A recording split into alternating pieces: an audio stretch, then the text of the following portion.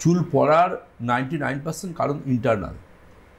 এবার বাইরে থেকে একটা তেল, জল বা লোশন বা ভাইটালাইজার বা সেরাম ইউজ করে তখনই চুল হুড়মুড়িয়ে বাড়তে শুরু করবে যেদিন গরুরা মাঠে নয় গাছের উপর উঠে পাতা খাবে।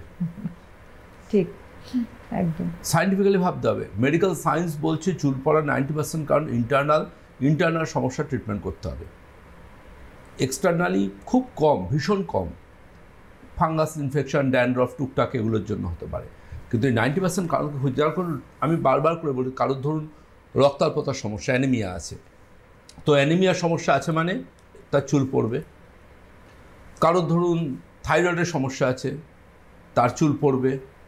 এমন অনেকগুলো সমস্যা কিন্তু থাকে।